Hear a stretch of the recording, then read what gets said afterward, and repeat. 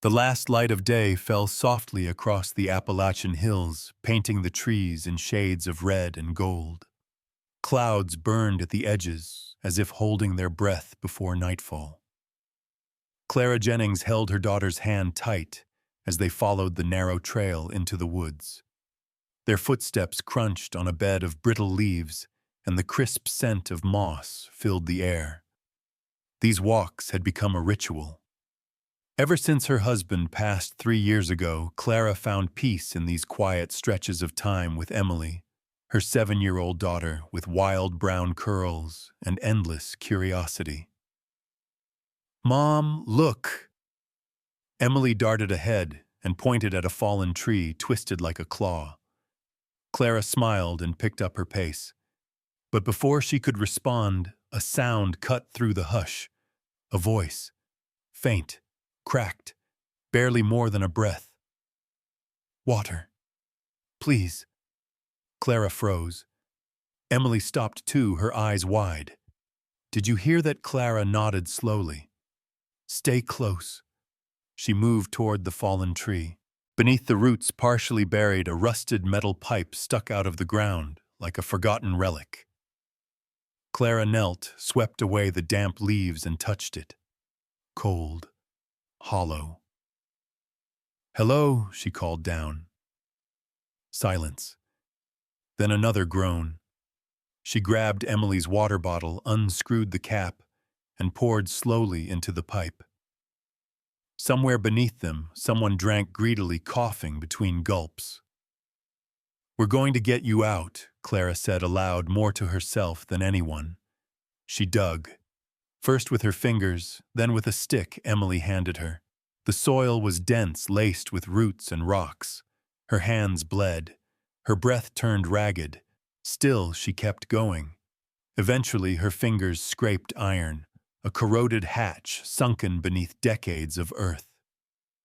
Clara gritted her teeth and pulled. The metal groaned, resisting, then gave way with a sharp, dry crack. A foul wave of heat and rot billowed up from below. Clara gagged and blinked against the stench. Inside, a man lay crumpled in a space barely large enough to move. His shirt was torn, his skin pale and smeared with blood. His eyes fluttered open, then shut again.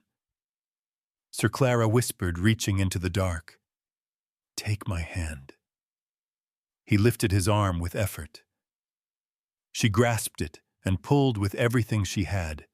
Inch by inch, his body rose from the hollow until finally he collapsed onto the ground beside her, breathing, trembling, alive. Clara knelt beside him. His lips moved. She leaned in. "I trusted the wrong ones," he whispered. "And they buried me." His voice trailed off as he lost consciousness. Clara pressed 2 fingers to his neck. Faint but steady. She wrapped him in Emily's spare poncho and looked around. No signal on her phone. The woods were silent once more. "We're taking him home," she said. Emily nodded, no fear in her eyes. Only wonder. Clara didn't know who he was. She didn't know why someone had buried him alive in the forest. But one thing was certain, this was not over. Not even close. The old barn behind Clara's cottage creaked as the wind moved through the trees. It stood at the edge of her small property, barely used since her husband died. Once it had stored paint cans and broken tools. Now it held something else entirely, a man the world had forgotten. She had carried him back through the forest, with sheer determination, dragging and lifting, stopping only to breathe. Emily had helped in silence, steady and brave. It had taken almost 2 hours, but they had made it. No one had seen them. Now, under the low roof of the barn, the man lay wrapped in blankets atop a makeshift bed made from old couch cushions. His skin remained pale, his lips cracked. Every few minutes his breath caught like his body was trying to remember how to live. Clara lit a lantern. Its soft glow lit the walls, revealing shelves still lined with dusty jars and spider webs. She checked the man's pulse again, fast, uneven. His face burned with fever. Sweat soaked the edges of his collar. He muttered something. Clara leaned closer, hearing fragments. Names. Slurred syllables. Jordan. Miles. They lied. Her heart raced. She touched his wrist gently and whispered, "You're safe now. Just rest." She had no medical training, but she remembered enough from caring for her husband. Clara grabbed the wooden box under her sink, the same box she had used when he was sick, and sorted through dried herbs. Chamomile for calm, willow bark for pain, and elderflower for the fever. She brewed a small batch of tea on a camping stove, waited for it to cool, then spooned it gently into his mouth. He flinched at first, then swallowed. His face twisted in pain, but he kept drinking. "You don't have to talk," Clara said softly. "Just keep breathing." That night, Clara stayed in the barn. She sat in a chair by the door, wrapped in an old coat, listening to his breathing and the wind outside. She didn't sleep much. Her mind refused to rest. Who was this man? Why had someone buried him alive, and what had he done or seen to deserve it? At some point in the night, he stirred again. "They think I'm gone," he murmured, barely audible. Clara looked up. "Who thinks that?" He opened his eyes for a moment. They were glassy and far away, but focused just enough to find her face. "The people I trusted." Then he passed out again. Clara sat in silence for a long time. Whatever had happened to this man, it hadn't been random. He had been meant to disappear, buried like evidence. But by some twist of fate he had lived, and she had been the one to find him. Clara stood and looked toward the dark trees outside the barn. The forest had given her something that day, a secret, a responsibility, and perhaps the beginning of a truth no one wanted told. Part 3. A Name Beneath the Dust. Morning arrived slowly. Pale light crept through the cracks in the barn walls, chasing away the night. Clara awoke with a stiff neck and dry mouth. Her coat smelled of soil and smoke. She stood stretched and moved toward the man, checking his forehead. Still warm, but the fever had started to break. She set a bowl of warm broth on a small table beside the mattress. Then she waited. Just past noon, the man's eyes opened. At first, they darted around the room, confused, unfocused. Then they found Clara. "You're safe," she said. "You're at my home. In a barn. I found you. In the woods. Buried." He blinked slowly. A long pause. "I remember," he whispered. His voice was dry, like paper tearing. "I wasn't supposed to." Clara sat on the edge of a crate nearby. "Do you know your name?" Another pause. He nodded. "Nathan." Clara repeated it softly. "Nathan." He coughed, tried to sit up. Clara helped him lean back against a pile of folded blankets. "Can I ask, what happened?" Nathan looked down at his hands, still bruised and raw. "I was a founder, a healthcare startup. We partnered with rural clinics, built outreach programs. Thought we were changing the system." He closed his eyes for a second. When he opened them again, his voice dropped lower. "My wife, Allison, and my closest friend, Jordan. We built the company together." Clara said nothing. "I walked in on them one night, together, whispering. At first I thought it was an affair. It was worse." He paused. His jaw tightened. "They had emptied the accounts, faked my signature on every form, set up shell companies. Millions gone. The company, the trust fund, all of it. I confronted them, threatened to go public. Clara felt her pulse quicken. Jordan panicked. There was a poker by the fireplace. He hit me. I blacked out. Next thing I knew, I woke up in that box. No light. Just air through a pipe and dirt. Nathan's voice cracked. His fingers dug into the blanket. I thought I was dead. I wished I was some nights, but I kept thinking of him. Clara leaned forward. Of who? My son, Nathan whispered. Jack. He's 11. We were supposed to build a model rocket the night it happened. I promised I'd be home for dinner. He looked at her, tears brimming in his eyes.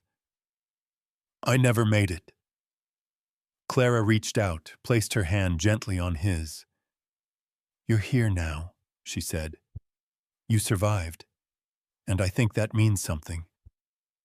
Nathan stared at the ceiling. I don't know where Allison is, or if Jack still thinks of me, but I have to find him. Clara gave his hand a squeeze. Then we'll figure it out. Together. In that quiet barn, something shifted. Nathan, buried by betrayal, had found the first thread of truth again, and Clara, long wrapped in her own grief, had found a reason to believe in someone again. Days passed. Nathan's wounds began to heal slowly and unevenly, like moss reclaiming stone. Clara continued to care for him with quiet resolve, changing bandages, boiling herbs, and sitting beside him through the long silences that sometimes stretched for hours. Emily peeked into the barn each morning before school. At first, she didn't speak, only stared with cautious eyes. But children have a way of sensing truth. And soon she began to leave small things behind: a book, a toy car, a sandwich cut into heart shapes. One afternoon, Clara came home from the grocery store to find Nathan not in the barn, but sitting on the back steps of the cottage, legs stretched out in the sun. He was thin, pale, and still leaned on the railing when he stood, but he was upright. You're out, Clara said, startled, but not angry. He looked up. Didn't want to hide anymore. She nodded and handed him a cup of tea. He took it with both hands, the ceramic warm against his skin. Emily said your coffee tastes like crayons, he murmured. Clara laughed. She's not wrong. Later that evening, after Emily had finished her homework, Nathan helped fix the broken hinge on her bedroom door. Then, with the same care, he knelt to adjust the loose wheel on her toy truck. Emily watched in awe. How did you learn all this? She asked. Nathan smiled softly. My dad was a mechanic. Taught me how to fix what breaks. Emily looked at him for a long moment. Then said, You can be our fixer now. That night, Clara found an old jacket of Emily's on the sewing table. The rip at the elbow had been mended not clumsily, but with even, invisible stitches. Nathan sat nearby, cup in hand, watching the fire. You sewed this? Clara asked. He nodded. I used to stitch torn bags when I traveled for work. I figured some things are still worth fixing. They didn't speak after that. But when Clara went to bed, she left the door unlocked for the first time since she had brought him home. The next day, Nathan made grilled cheese sandwiches for lunch. Emily declared his better than her mom's. Clara didn't argue. That evening, while Emily played outside, Nathan and Clara stood at the kitchen sink washing dishes together. The air was warm, the window cracked open, the sounds of birds fading into dusk. You've given me more than shelter, Nathan said, his voice low. I haven't done much. You gave me time. Time to heal, time to breathe.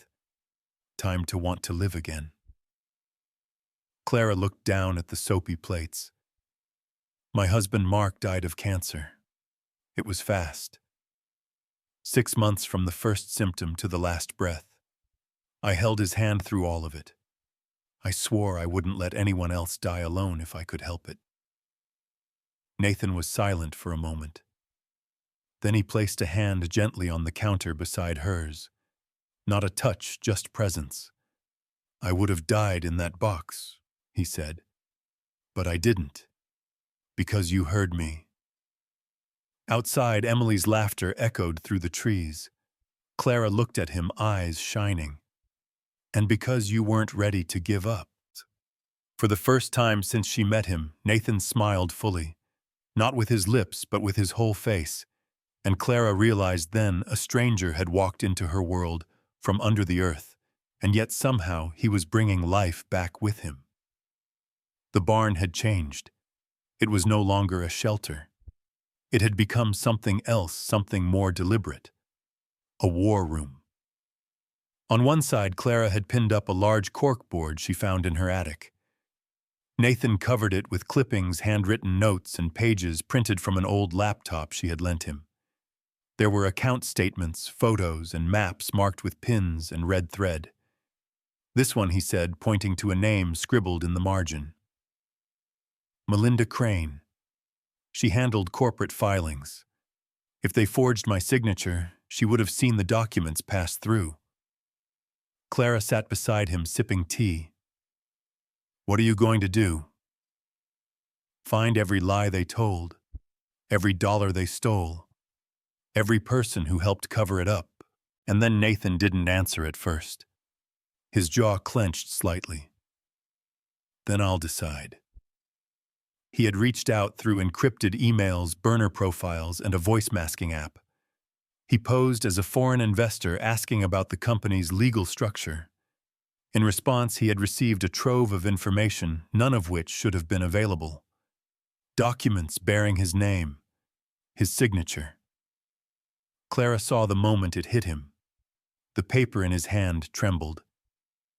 This one's dated 2 weeks after they buried me. Proof, Clara said quietly. Nathan nodded. Real proof. That night he called a man named Daniel Roy, a private banker who had once helped set up Nathan's trust fund. The voice on the other end was cautious. If this is really you, Daniel said, tell me the name of the dog we pulled from the drainage ditch in Little Rock. Nathan smiled slightly. Milo. You said he smelled like a sewer, and I said he smelled like home. Silence. Then a choked breath. Good God. Nathan, you're alive. Over the next few hours, Nathan explained everything carefully, without drama. Just facts. Daniel listened and agreed to help. Together they traced offshore transfers and signed authorizations. The web stretched through dummy companies, hidden beneficiaries, and lawyers, too comfortable with silence. You were erased, Daniel said. Paperwork says you're on a sabbatical in Norway. Press releases, official statements, all carefully timed. Clara watched as Nathan sat back in his chair, face pale. They planned this for months, he said, and I walked right into it. Later, after Emily had gone to bed, Clara returned to the barn to find Nathan still awake, eyes fixed on a bank transfer form. He looked up as she entered. I don't know how to bring them down. Not yet. But I'll figure it out. You're not alone, she said. Nathan looked at her for a long moment. I know. He didn't say thank you. He didn't need to. In the silence between them, trust had begun to grow, not quick or loud, but strong, like roots beneath the frost. Nathan no longer flinched when the wind rattled the barn doors. He stood straighter now, moved with intention. The bruises had faded, but what had changed most wasn't his body. It was his mind. Clara watched him from the doorway one morning as he arranged papers into a tidy folder. He wore a buttoned shirt, for the first time borrowed from a donation box at the church down the road. The quiet determination in his movements was something she had seen before in her husband during his last months, the look of someone who had made peace with pain and chosen purpose. "Today?" she asked. Nathan nodded. "It's time." The plan had taken shape in silence and late nights. Nathan would go by a new name, Adam Lowell, a foreign investor looking for discreet financial advice. Clara had helped him build the identity from scratch, an email trail, a portfolio, even a fake website. His target was Grant Doran, the lawyer who had quietly facilitated the transfer of Nathan's assets after the incident. He was sleek, well-connected, and according to Daniel's research, still working with Allison and Jordan. The meeting was set in an office building in Atlanta. Nathan wore tinted glasses and walked with a cane, partly for disguise, partly because his legs still ached in cold weather. Clara sat in a coffee shop across the street, watching through the window. "You're here if anything goes wrong?" Nathan had asked. "I'm here either way," she had replied. The meeting lasted 40 minutes. Nathan spoke little. Grant did most of the talking. He discussed offshore holdings, how to obscure ownership, and how some of our clients have faced similar complications. When Nathan asked about a certain holding account, the same one used to drain his trust, Grant didn't blink. "Still active," he said, "and well-insulated." That was all Nathan needed.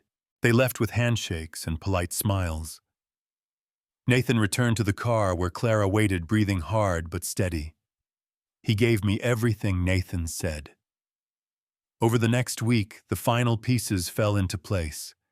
Clara helped Nathan extract voice clips from recorded calls and emails from assistants who didn't know how much they were saying. One audio file stood out, a voicemail from Allison to Jordan. "Someone knows. I don't know how, but they know. If he's alive." The message cut off. On a rainy Thursday evening, Nathan stood in the kitchen beside Clara while Emily played in the living room. He stirred a pot of soup while Clara set the table. Everything felt normal. "Do you miss him?" Nathan asked suddenly. Clara looked over. "My husband every day." Nathan nodded. "I wonder if Jack remembers me. If he waited." "He waited," Clara said firmly. That night after dinner, Nathan placed the final invitation on the table. It was addressed to Jordan and Allison, a charity gala in memory of Nathan Hale celebrating his contributions to rural medicine. The address was a private conference room. The guest list was small. The date was already circled. Clara looked at the invitation. "This is it?" she asked. "This is the beginning," Nathan said. And when he said it, his voice was not the voice of a man who had been buried. It was the voice of a man ready to rise. The room smelled of polished wood and white lilies. Soft music drifted through the speakers. On the walls, photos of Nathan Hale hung in golden frames, smiling, giving speeches, shaking hands. The headlines beneath them told a simple story: visionary lost too soon. Allison Hale entered first, dressed in black. Her face was practiced calm, glowing beneath the low lights. She greeted donors like a widow, accustomed to sympathy. Jordan Green followed behind her, laughing too loudly, dressed in tailored gray. They didn't know, not yet. Clara stood at the back of the room, quiet in a navy dress. Her eyes never left the stage. When the lights dimmed, a man stepped up to the microphone. "Before we begin tonight's remembrance," he said, "we'd like to share a short video honoring Mr. Hale's legacy." The screen lit up. At first it showed trees, then dirt, then a man's hand reaching through the soil, and then his face, hollowed, bloodied, breathing. Gasps swept the room. A voice played. Nathan's voice. "They buried me alive." The video changed. Audio recordings played Allison's voicemail, Jordan's voice on a call laughing, screenshots of forged signatures, secret accounts, private emails, a spreadsheet showing funds moved after Nathan's reported death.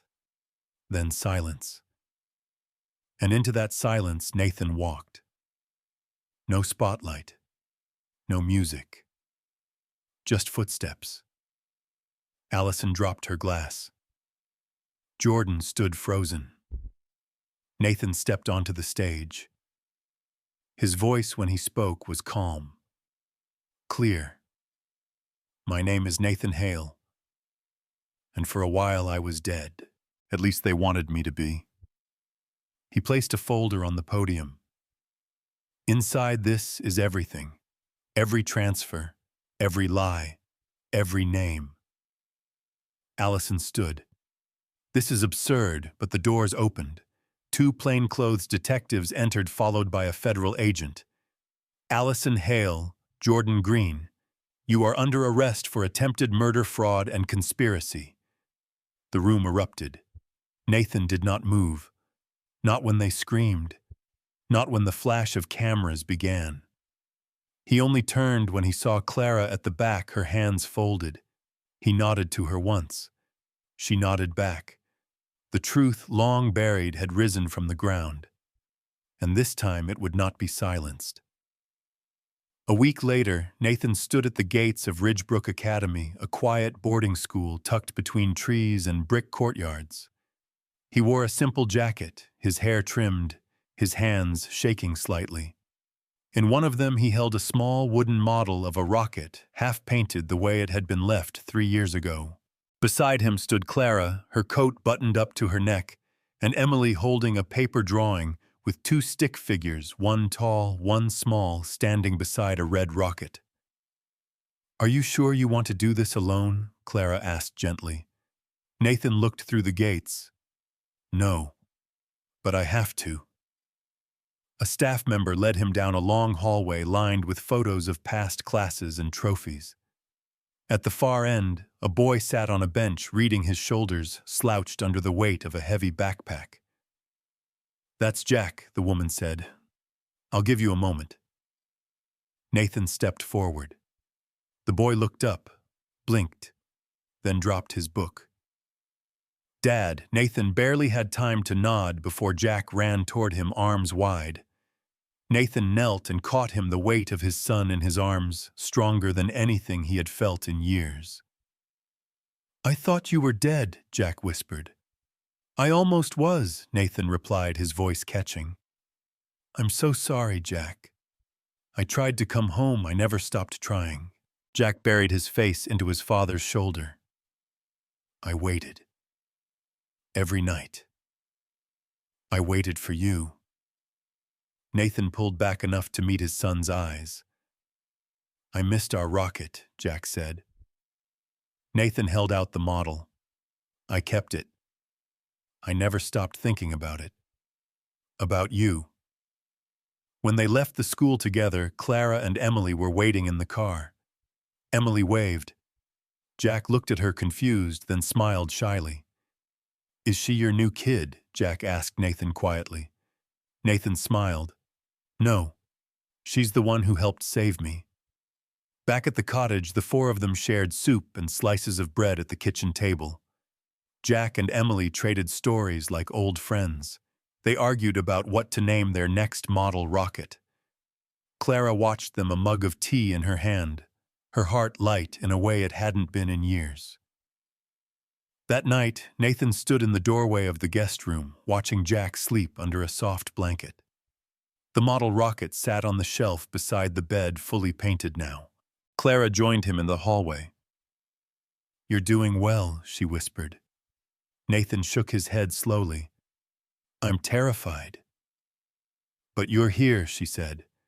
"That's what matters." Nathan looked at her. "You gave me back more than a life. You gave me a chance to be a father again." She smiled. "You earned it. You just had to dig your way back." He glanced at the stars outside the window, then at the 2 sleeping children, then at her. "I'm staying," he said. Clara nodded. "Good. The door's open." And for the first time in years, Nathan Hale fell asleep, not in fear, but in peace.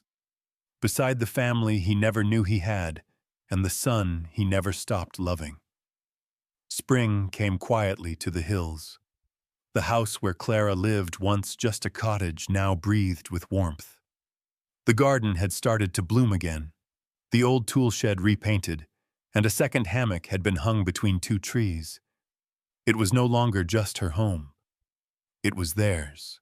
Nathan bought the land behind the cottage not to build something grand, but to stay close to the forest where he had been found.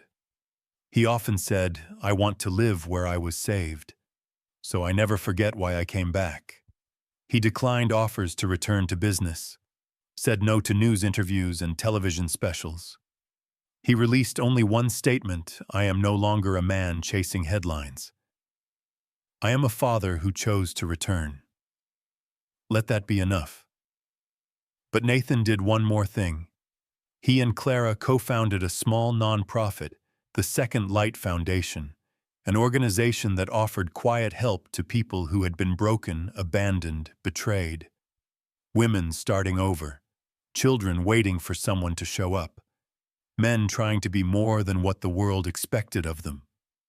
Emily and Jack drew the logo, a hand reaching through soil touched by sunlight. The first banner was hand-stitched. The launch was held in a local library, not a hotel ballroom. They served lemonade and cookies baked by neighbors. When Nathan stood to speak, the room fell silent. "They tried to bury me," he said, "not just with dirt, but with silence, with lies. They wanted to erase my name, my story, my worth. But I was found not by searchlights or sirens, but by the quiet kindness of someone who stopped to listen." He looked at Clara, who sat beside Jack and Emily in the front row. "She didn't owe me anything, but she gave me everything. And now I want to spend whatever time I have left giving that light to others." There was no thunderous applause, just honest clapping, and a few tears. That night back at the house, the four of them sat by the fireplace. Emily and Jack built a tiny rocket from scraps glued together with care. Clara read aloud from a worn book. Nathan rested his head back and closed his eyes, listening to their voices. No one said much. They didn't have to. In that little house near the woods, surrounded by soft laughter and second chances, there were no more secrets. Just a man who had once been buried alive, and the people who brought him home.